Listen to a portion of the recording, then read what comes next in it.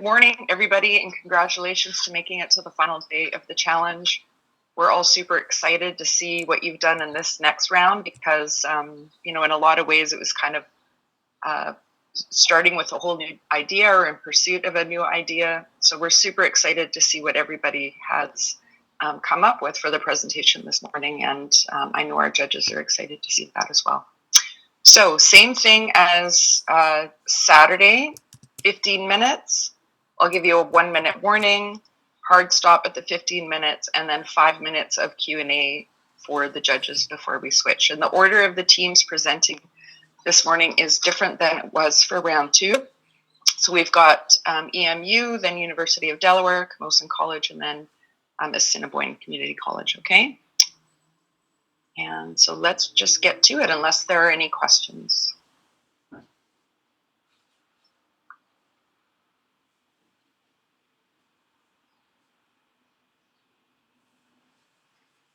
All right, so EMU, I'm setting up your slides. And who am I giving presenter status? To me, Stephanie Hicks, Taylor Williams, and Paul Cataway.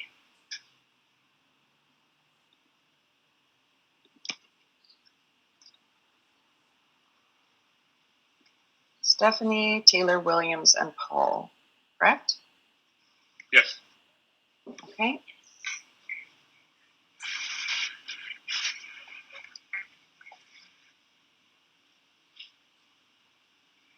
I'm going to check the controls.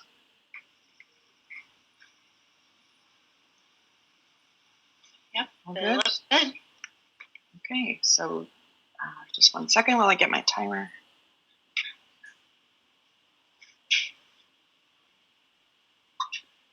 Right, whenever you're ready. Okay, good morning, everyone. We are the team from Eastern Michigan University. I'm Stephanie. I'm Paul Cataway. And I'm Taylor Williams. And this is our round 3 presentation. We're really excited to share with you what we've learned and how we've pivoted our prototype. We're excited to share all this with you. A brief overview of what we'll be going over today. First, we'll be going over our revised problem statement with our new market segment, the reflections from the last round, our user personas, our design thinking process, and our prototype. So for our problem statement, for our new segment, the new lens that we're seeing this through that we decided to go with is the higher income adventure seeker in British Columbia. So we're looking for people with this being real who have money, who have high income, disposable income, and who want to use it to spend on good adventure tourism. So our problem statement that we reworded is we have how might we design a solution to promote adventure tourism opportunities for the higher income adventure seeker in Canada. So from our reflections from the last round and from the human libraries and from the keynote speakers yesterday, we decided to pivot from our original prototype and metaphorically get rid of that puppy, kill that puppy. We realized our prototype was not novel enough and we need to change that to make it more original and creative. And the added value of this, looking from this from a new lens from the higher income person, and listening to all the research from the human libraries and all of that, we realized that this is a really good market to tap into. And we used the starting questions to determine our segment, with which segment of the market is going to recover faster than others, what is the push-pull of this segment that will engage wilderness tourism, what behaviors will this segment exhibit in relation to tourism, and what behaviors are likely to remain durable after the next year or two. After reworking, and we reworked through our entire design thinking process, starting from the beginning again, and going through this all again, realized we fell in love with the problem once more, to realize what the problem is, how can we solve it, and ways that we can do that. So beginning with our Empathize stage, we decided to use some data that taps into the high-income adventure seeker market in Canada. And we decided to go with the top 10% of top income earners who make $150,000 or more. We decided to go with this segment because They will help drive bookings to wilderness tourism due to their, one, financial resources, and two, physical abilities, who are physically able to go out and do these type of activities. Yesterday, we interviewed 4 people who fit this criteria and got their feedback. And we focused on married couples and middle-aged people who lived in high-populated areas. So which of the people are going to go out, who wants to get away from the city, and who wants to go out and do these type of wilderness activities. Here are one of the quotes that we got from one of our interviewees, Walter Harris, and he fits this criteria of being high income, and he said he wants to pay top dollar to go on travel or go on trips because that's how you get the best experience. And this is just one of the quotes that really drove us to going forward with our prototype and reworking the whole thing. And now I will pass it off to Paul, who will talk about our defining and ideating stages. Thank you, Stephanie. So, based on all the data collected during the Empathize stage, we were able to move forward to the define phase. And in this phase, we identified 2 personas for our new segment. And the first persona is Motivated Molly. And Molly is a professional woman in her mid-30s, and her annual income is over $150,000. While Molly has the money to afford outdoor adventures, she faces time constraints due to a busy professional life. And because of that, she wants to get the most out of her free time by spending it wisely. And another characteristic of Molly is that she resides in a large and busy city, and ideally for her, she would like to get away from the city and enjoy a more adventurous experience. She's also an active user of social media with a collective mindset, which means she is least likely to travel by herself. And her type of adventure includes a creative, authentic, and unique experience. In other words, she wants something memorable and adventurous. And this is a quote from John Williams, one of our interviewees who matched our segment. And during the interview, John shared with us how she wanted things to be easy for her when she travels. She mentioned having comfortable lodging, having access to discounts, as well as a pre-planned itinerary. John also acknowledged that money is not an issue for her and would like to get the best out of what she's willing to pay for. Our interview with John Williams led us to our next persona, who is affluent Andre. And Andre is in his 50s and earns $100,000 per year. And safety is really key for him as he looks for aspects of traveling to be easy for him. Andre will pay more to get a unique experience. And this persona is also seeking opportunities to get adventures in nature.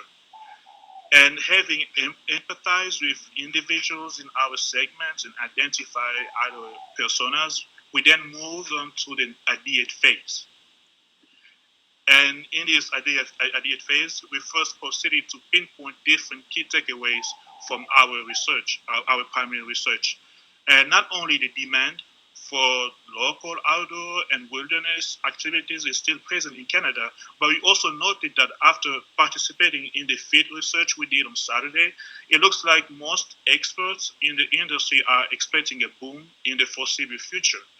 And we also learned that the upper class is willing to spend more in exchange for authentic, unique, safe, and adventurous, as well as seasonal experiences, more like something high quality and memorable. And we also noted that this particular segment wouldn't mind spending more dollars for time-saving services like pre-planned trips and pay more for like expertise, like partaking in tours or activities with knowledgeable staff or guides. They would also pay for knowledge, which includes learning about the culture or history of a specific community. And our primary research also highlighted philanthropic aspects of this segment as they would like to be willing to support causes in exchange for special and complementary opportunities, as well as other perks like discounts. And as far as our secondary research, we learned that the Canadian upper class loves spending on vacations. Like sometimes they may take up to 3 trips a year.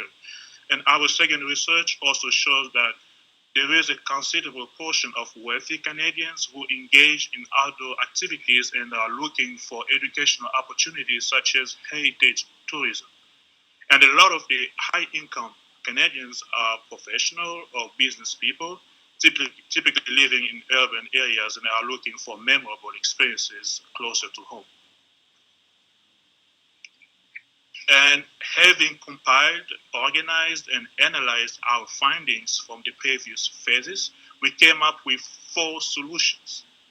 The first solution includes offering something elite and high quality that will offer features perceived as attractive by this segment.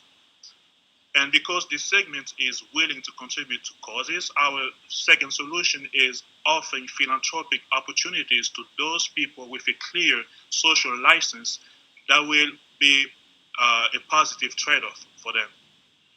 And the third solution includes providing a way for the elite to connect and compete with each other. We found that that would be an effective way to engage and retain them over a longer period of time. And it was important for us to develop short-term solutions with long-term results using a band-aid approach. Not only our solutions and prototype can be implemented immediately, but have the potential to generate long-term benefits, not just to the WTA itself, but also to its members as well as the community. And now I will pass it on to Taylor, who will discuss the prototype as well as the testing process. Thanks, Paul. So, based on our findings, we have decided to get rid of the puppy and create a completely different prototype. We are now introducing WTA Individual Membership Program. This is an individual membership that would be offered through the WTA website. With it will come a number of benefits such as curated trips, an annual membership drive, and a video section that would include educational opportunities for the members. The monetary cost for the consumer will be an annual fee of $199, which we believe is the fair price for all of the offerings in the target market being people who have high levels of disposable income. And the indirect cost for the WTA would include a web designer to curate this new web page, a travel planner who can plan these amazing trips for these guests based on their interests, and a marketing professional to help reach the WTA's new audience. The impact of this program could be spectacular, as it would bring a host of new high-paying customers to the member organizations. The evidence of this comes straight from our interviews that we performed within the last 36 hours, and from Brock noting that Canadians want to pay for a good experience. This is an example of what the landing page for this membership would look like. Note that this is highlighted with two pictures of people having fun at current WTA member organizations. And of course, we didn't stop at just believing this might work. We tested it. We took the 4 questions from the feedback chart and looped it around to our interviewees. Based on these 4 questions, we believe that the annual fee is a great idea, the membership could be a good option and it would keep them coming back, and we added the video component based on some feedback that we received during the testing round. And one interviewee in particular, Joan, mentioned how excited she would be for this type of program. This process has not been linear, and it has been quite the journey for us, but we all feel as though we've grown during this process, and we believe that through this process, we've come up with our best solution yet. We want to thank you all for all of your wisdom and guidance, and from all of us at EMU, we hope that you enjoy our prototype. Thank you. Great, thank you. I'm setting my timer, judges, and anytime you're ready, go ahead. Hi, I have a question. How were you thinking that people would become aware of the program? I can take this one. So we mentioned that they would need an indirect cost would be for the marketing professional, and that would be someone who is gifted in knowing how to reach this sort of audience. That's not necessarily our direct area of expertise. We're more focused on the program itself, but we believe through that marketing professional they could reach a lot of people. Okay, so you didn't have specifics like social media or you hadn't gone that next step. You're kind of relying on the marketing professional to do that. Is that correct? At this point in time, yes. Okay. Sorry, can I just add one more thing? We believe that our proposed solutions will generate a lot of word of mouth, just because it not only offers a lot of attractive features, but it also has the power to support the WTA members as well as the community. Because this program, I want to call it like a robust system. It will have the potential to generate a lot of excess cash flows, and those cash flows can be used toward, let's say, achieving the WTS day-to-day mission, which is to support the British Columbia's wilderness tourism industry. But that cash can also be used towards supporting WTA members as well as other people in the community, like students, for instance, because students also have access to memberships. So we believe that this can generate a lot of attractions, not just to our targeted segments, but also other people in the community. So yes, we know that it's going to be that's going to require some cost, but the cost is so minimal because it can be implemented in a timely fashion. Because WTA also already has a website, and that website can just incorporate a new page and then be launched as well. Okay, good connection there between the funds being raised to how they're going to be used. Thank you. Okay. Hi guys, just a quick question from me. You noted that one of your second, I think, design principles was the philanthropic aspect and wanting to have that social license. Can you just reiterate how that's tied into the membership proposal here? Yeah, so I can take that one.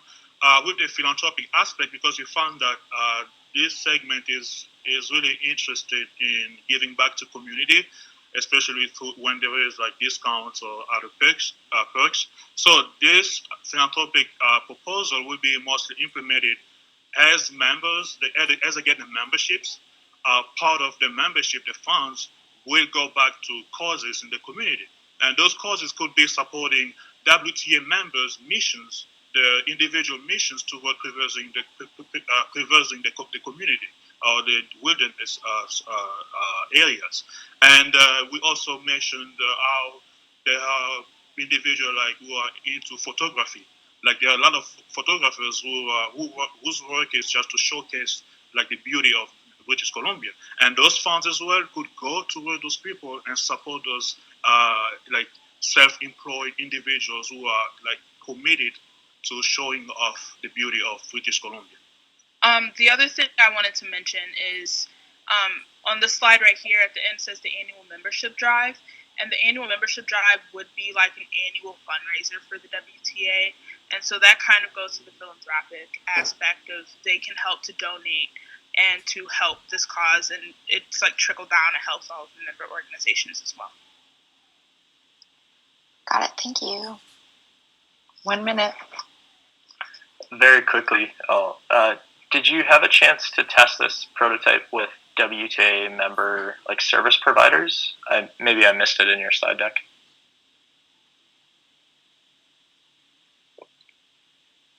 I can answer this one. No, we were unfortunately not able to pitch this to any WTA members.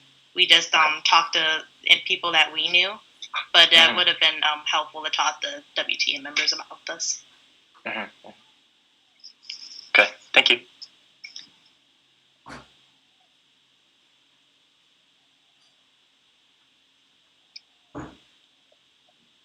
Anything else?